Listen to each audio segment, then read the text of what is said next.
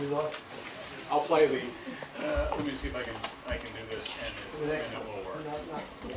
Okay. Still good? Be good. Okay. Well, I have an hour and 20 minutes left, and maybe I won't use it all, but I'm going to try. So we've reached some conclusions here, and I hope you're taking her chair. We've reached some conclusions here, and I think there's something of a consensus as I hear everybody. And I want first to get any comments as to whether or not I'm misreading the group. And if I am, please let me know. But I want to emphasize that nothing I do deals with healthcare costs. Nothing. And I want to tell you why. And I want to tell you that's inevitable. The way we pay for healthcare in our economy is different than the way we pay for everything else. For everything else, we pay it out of pocket. For most healthcare costs, we don't pay out of pocket. Relatively rich people get paid. Healthcare costs are borne by our employer. Thank God the University of California pays my healthcare costs. I pay whatever I pay, but they pay most of it. And for less well-off people, there's government programs. So it's relatively few people that pay most of their healthcare costs. And that shows up so strikingly in the data. Whenever I run my equations on healthcare costs, I get nonsense. I don't get anything that's usable. And why don't I? It's because individuals' expenditures don't seem to relate to what they spend, not what they receive. They spend one amount and they receive something different. And that's so. You're not going to get a good number from me, and nor from the USDA, nor from anybody else. Healthcare is an additional outlay. It has to be dealt with separately, and I have not come here today to give you an answer about how to do it. Minnesota does it separately. And it has to be. It just has to be. There's no way of getting anything more. And so, and I don't know what Minnesota does, but it's not something that I didn't recognize that I couldn't deal with that. And somewhere in my paper, I acknowledge that, right? So, and it's just the fact that individuals don't pay for most of their health care costs themselves. It's just don't. So that's the first thing. Next is, I got a series of questions from Elizabeth, and she asked me to answer them. That's what Elizabeth did. And I said, I can't answer all of them. And she said, well, answer as many as you can. Right? That's what you said? All right. So I am hereby going to answer Elizabeth's questions, and I gather they came from you. I believe these are the ones we submitted or gathered at a prior meeting and sent off. All right. The first question had to do with the effective income levels. Right? And they said, when you get divorced, doesn't your income go down? And the answer is, generally that's the case. And then you're dealing with, for given income levels, not the income levels that would be attained after separation, right? And that's correct.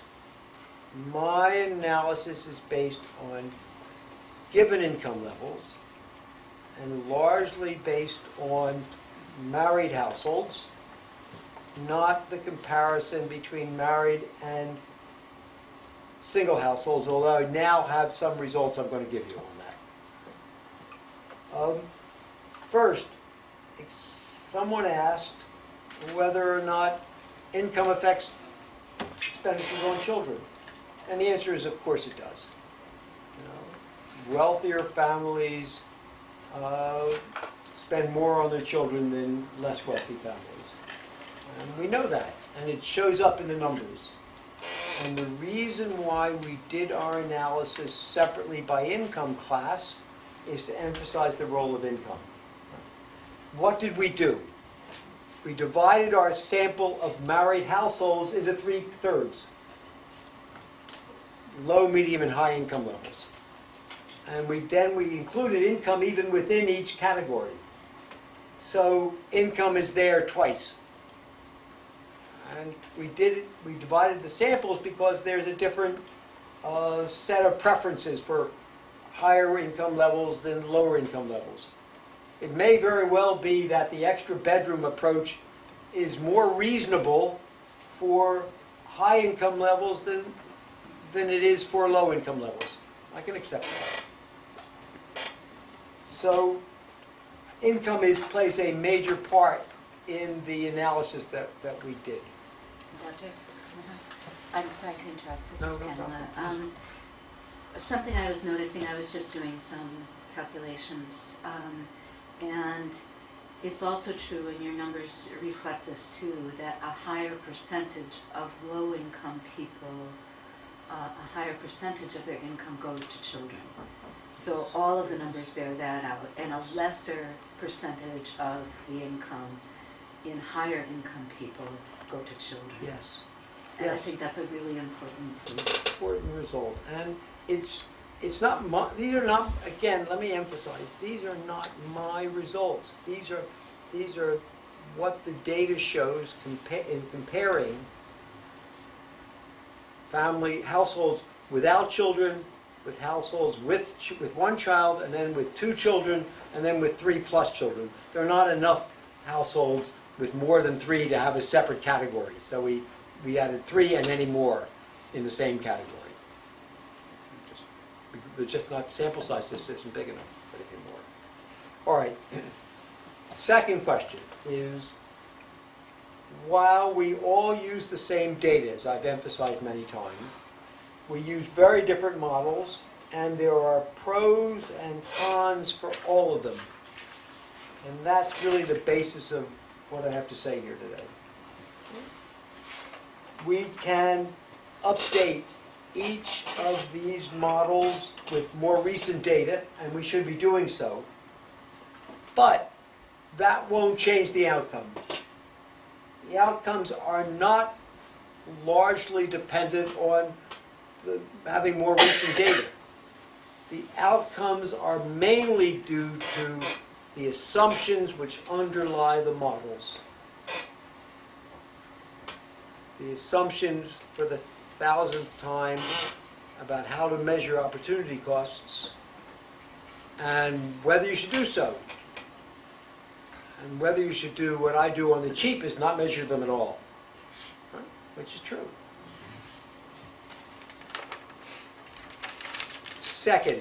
Third, data collection. Lots of questions about data that Elizabeth gave me.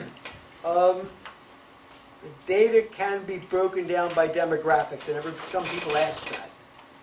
But the trouble with doing so is your sample size becomes so small. You could break it down by zip code and by demographics and by ethnicities, but your data becomes then too small and you don't have as much confidence in the results. You have much more confidence in the results obtained when you have larger sample size. And so the one thing we did was break it down by income classes, and I think that's important. And while I would love to do it, to break things down more finely, I'm not sure I'm able to. The one thing I could do, perhaps, is right now our analysis is based on 4 years of surveys. Rather than, we could maybe do it with 6 years and add the number of years and then adjust it in terms of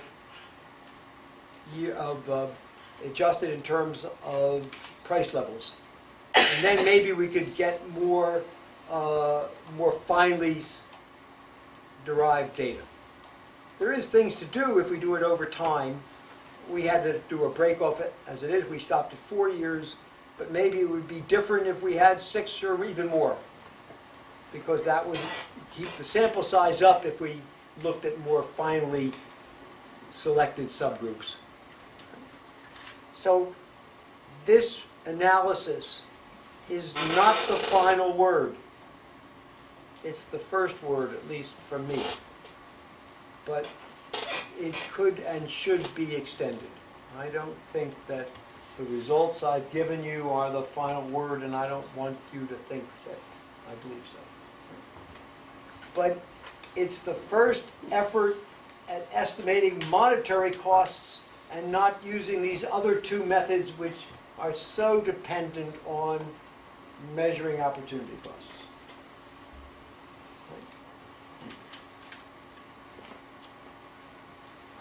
Now, the focus has been on intact families. And the reason is because so many of the discussions of child support awards suggest that children should receive awards based on the amount that they would have gotten would have received if the family had stayed together. Isn't that correct? Isn't that correct? Yes. And so therefore, then you have to measure, well, how much was spent on children when the family stayed together. So using that logic, that's what we focused on. Do you have any problem with that?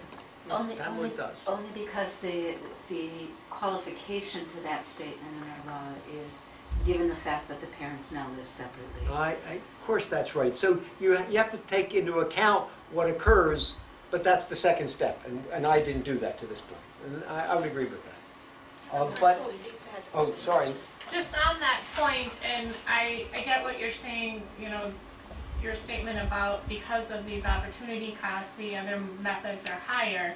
But if, for instance, looking at the housing costs, if because they're not an intact family, the housing cost is going to be higher for both parents to have a house for this child, wouldn't that go more towards where, I mean, is that part of their thinking in some of these estimates, that because we are dealing, or are they dealing with intact families as well and not going there? They're doing with intact families. Okay. The income equivalence methods only deal with intact families. The USDA has both intact as well as separated families. But their focus is primarily on intact families as well. And so was ours in the comparisons we made. Right? But let's deal with now the results for families without separate families. Well, how did we do so? Well, the census data has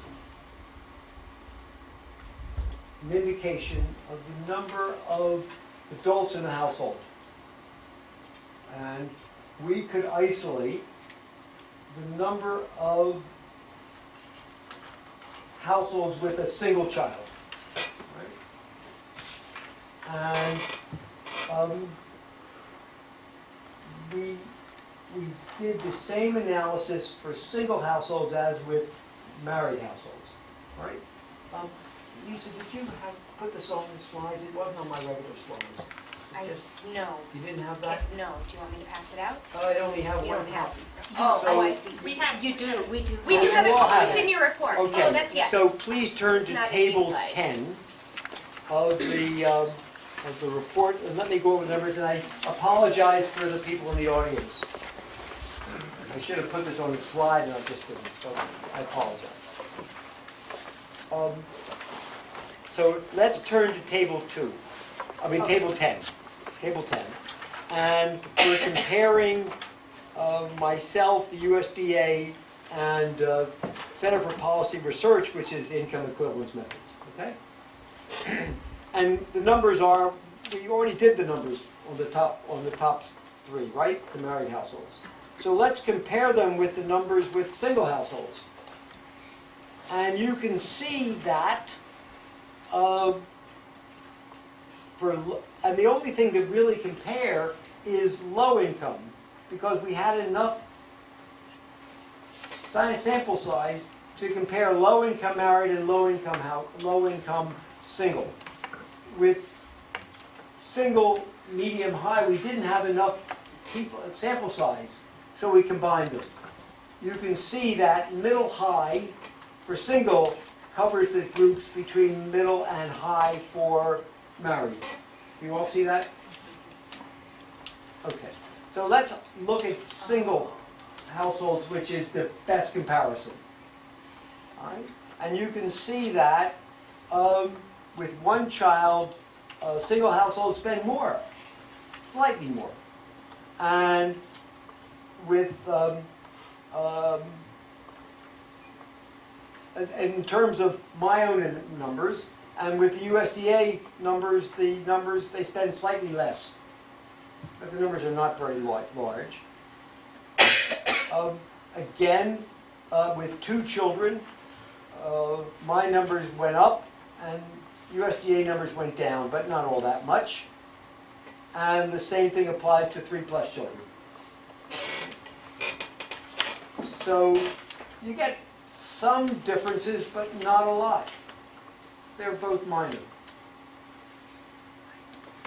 Now, again, this is not comparing. This is not comparing the non-custodial parent.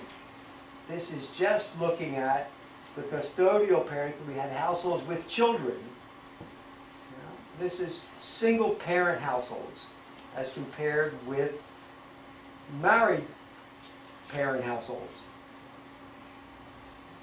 And so all we're looking at is how does single parent households make expenditures on children as contrasted with married households with the same income level. Please emphasize, this is the same income level. This is at the average income. And the average incomes are living there. All right? Well, you can see that the numbers aren't very different, although the average income has declined substantially. So the percentage you spend on children has gone up. The average income in a married household is $36,000, and the average income for a single household is $27,000. In the low category. In the low category, yes. In the middle high, before we had 76,000 and 168,000, and here we have a middle high together of 94, which is somewhere in the middle, which is what you'd expect.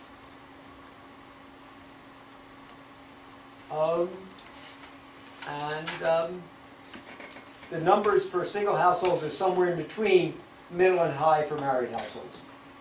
Again, as you would expect. That's because of the sample size problem. So what do I conclude from this? That expenditures on children, which are my estimate of the cost of raising a child, are not widely different between a married household and a single household. That's what the numbers seem to suggest. That doesn't mean that the non-custodial parent doesn't have additional expenses. But I didn't deal with that. I only dealt with the cost of raising a child, including the custodial parent in the single household. So when you're looking at the single households, your average income was less than in the married households. If you For brought- low income, yes. For low income. That's If you- correct. If you brought that average income of the single households from 27,207 up to the 36,726, wouldn't that be a more accurate reflection of, It might. I mean, because then you're comparing the correct income levels in both households. That's a fair statement, and maybe we should do that. Okay. I think you're probably right. Well, thank you. You're welcome. You've often been right. Once you got beyond the needs and wants issue,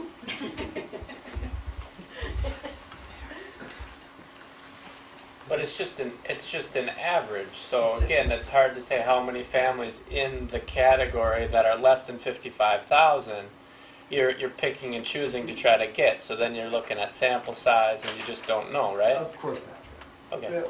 This I is just want to be right too. This is. These are average. Wait a minute. These are average figures for all married or single households Underneath that income level. with income less than 55,000. The average happens to be different, which is kind of surprising. But that's not what the numbers are. The numbers are the averages for all of these households. Right. And the averages for all these households is not widely different. Our numbers are a little bit lower, are a little bit higher, USDA numbers are a little bit lower, but they're not widely different. Right? Our numbers are much lower than the USDA numbers, once more.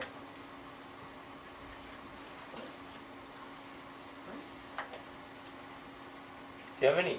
Sorry, this is Jeff. Do you have any guesses as to why they're higher in? You know, they're not much higher. I mean, my number goes up for one child from 3,400 to 3,900 to 4,000. What's that, 10%? A little more than that. It's Anyway. $500. Yeah, all right. So I don't know why. But, or maybe it is that when there's only a child here, you're focused more on the child. Well, if you have a spouse, you focus more on the spouse. Is that possible? Well, Maybe you know. I noticed that if you look at table 4, which is the child care expenses, Yep. they're much higher for the single household than they are for the married household. All right. Fair enough. Yeah. Well, that's a good reason. All right, that's a good reason. And I struggle with the 36,000 being an equal measure when you've got 2 adults in the household to support, not just one. So I'm not sure that even if you brought the income to be equal to the married household, that it's an apples to apples comparison. You've got 1 adult and 1 child at 36, you've got 2 adults and 1 child at 36,000. So I think it's still going to be a different distribution of the cost. Well, but these are household income numbers. You're right. Right. That is. All right. I might have missed it, but with that being mentioned, what was your premise of coming to that number with your model? How did you derive to that point? I did exactly the same statistical analysis in the married household case as in the single household case. I mean, I estimated, I created, for my sample of households, I divided it into 5 subsamples. Married, low, high, and medium income, and single, low, and medium high together. So I just used the same statistical approach, and I compared statistically expenditures in these different categories without children, with 1 child, with 2 children, and with 3 children. And that is my basic methodology, is to look at costs at the margin. The margin is the number of children. We teach our students in economics that costs exist at the margin, therefore we emphasize marginal costs. And the margin that's relevant here is the structure of the family from 0 to 1 to 2 to 3 children. So these are marginal costs of having 1 more child. Right? Right?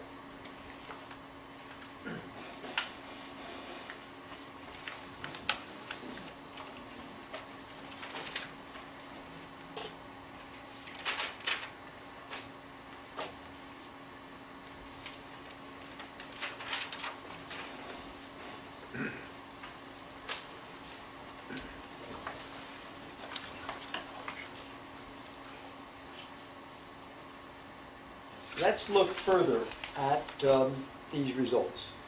Right?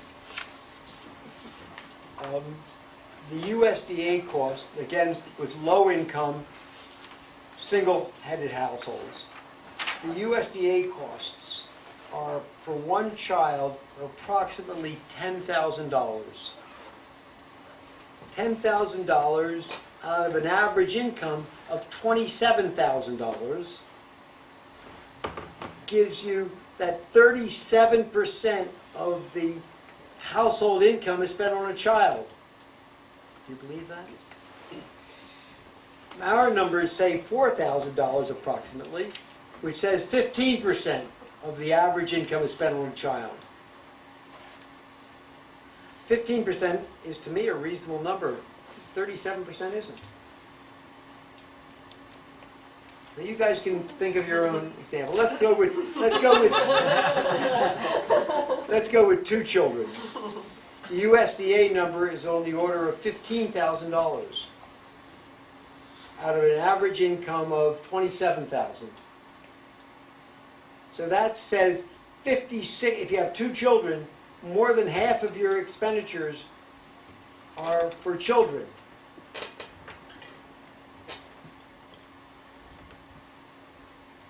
The number that I got was 19%. With 3+ children, the USDA costs are $17,600 out of a total average income of $27,000. That says 65% of all of household expenditures are allocated to children in a single household with 1 parent and 3 children. It's up to you to decide whether those are reasonable numbers, especially when most of these costs are imputed costs, not out-of-pocket costs. The number I get is 19%. The estimates of imputed costs inflate with both alternatives, the shallow cost figures that are reported. I have a question, Dr. Conner. This is Julie Erickson. For those expenditures on the child in the single households, do you know if those parents included any child support that they may receive in their in the income that's reported? I believe they do, because that is income. Child support is income. Not for tax purposes. Not for tax So I mean, purposes. it's So just a it could question. not be. That's Yeah. a really good question. Again, that's to be checked out with the Bureau of the Census. I assumed it was, but if I'm wrong, I'd like to know that.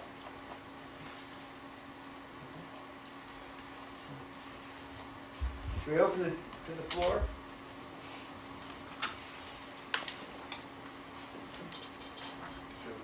Go ahead. Not a question, but a comment, and I guess maybe a suggestion to the task force as you're doing your deliberations. I'm not surprised by the finding of what we were just saying about the marginal costs with children, because I would expect that parents generally value their children and want to do the best for their children that they can, and probably put a priority on that over their own, often over their own needs, and so that they would, whether a single parent or parents together, would be spending that amount of money. I just want to, I really, I almost take offense, although the more time I've had to think about it, I'm not so offended by it, but just that first bullet that's on the slide about the support award exceeding direct costs becoming a financial asset. And I suppose it is just literally in the meaning of the words a financial asset. It's just that I, in my mind, go the extra step in sort of a cynical way of interpreting that to mean that that is simply valued by the parent for their own selfish reasons rather than potentially for the benefit of the child. And the other thing that I keep coming back to is from some of your previous slides. With the married households with greater financial means, that the amount, the actual amount spent did go up.